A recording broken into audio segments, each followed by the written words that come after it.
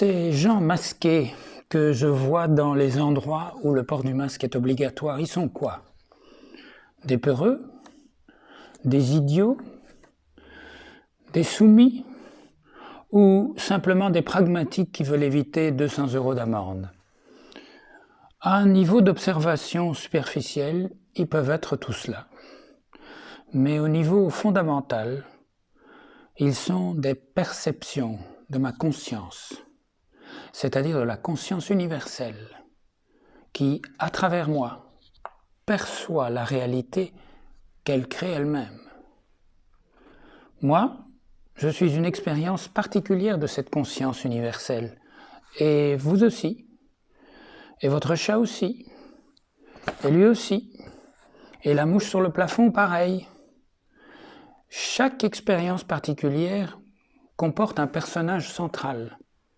Vous, moi, le chat, la mouche, et les pensées et émotions de ce personnage central, et aussi sa réalité, la réalité qu'il perçoit.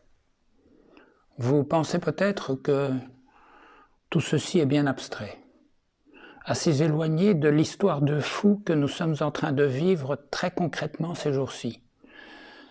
Eh bien, comprenez, au contraire, que cette approche métaphysique est aujourd'hui ce qu'on peut utiliser de plus concret et de plus pragmatique pour s'en sortir.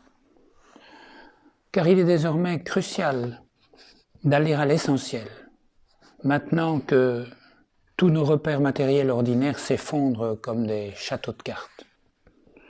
Comprenez que, par exemple, tenter de convaincre par des arguments rationnels le porteur de masque que son masque est inutile et nocif pour sa santé est une perte de temps et d'énergie. Il ne vous croira pas.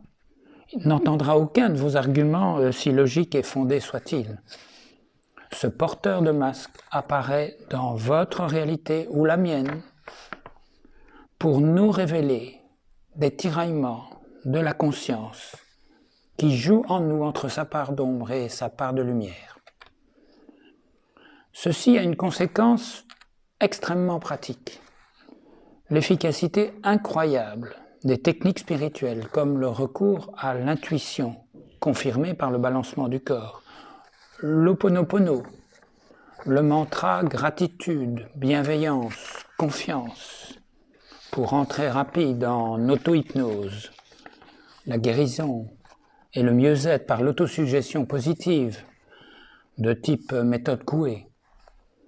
Ces techniques fonctionnent dans la vie concrète. Elles modifient le cours des événements. Elles changent notre rapport avec les autres, l'énergie et l'harmonie de notre propre corps. La clé de ces techniques est la confiance. Confiance dans la mystérieuse sagesse supérieure dont nous sentons la présence à nos côtés.